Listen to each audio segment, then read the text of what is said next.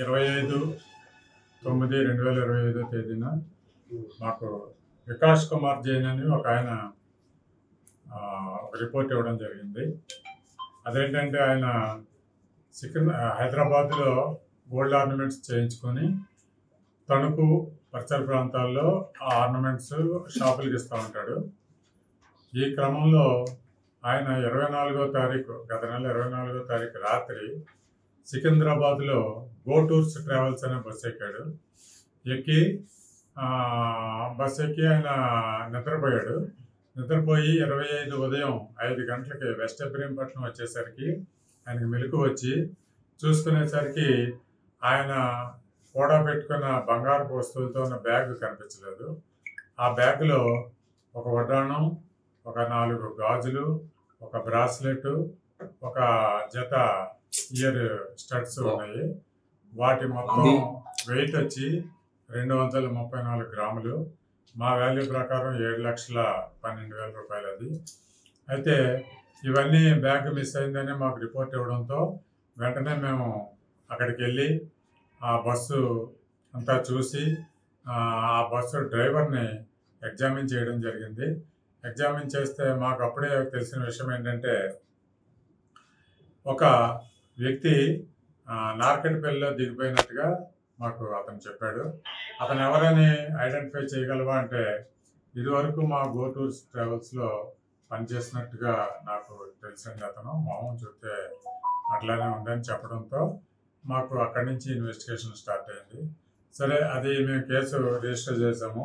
Crime number 439/2025 కింద case register చేసి దర్యాప్తు ప్రారంభించాము. ఈ దర్యాప్తులో భాగంగా మా సిపి గారు ఎస్వి రాజశేఖర్ బాబు గారు స్పష్టమైన ఆదేశాలు ఇవ్వడంతో మేము సాంకేతిక పరిజ్ఞానాన్ని ఉపయోగించి కొన్ని టీములుగా విడిపోయి ముద్దాయిల కోసం దర్యాప్తు చేయడం జరిగింది. ఈరోజు తెల్లవారుజామున మాకు సమాచారం మీద ఈ వీళ్ళు హైదరాబాద్ వెళ్తున్నట్టు సమాచారం అంది. వాళ్ళని పట్టుకుని 5:30కి మేము తమలపాలెం దగ్గర వాళ్ళని పట్టుకుని అరెస్ట్ చేయడం జరిగింది.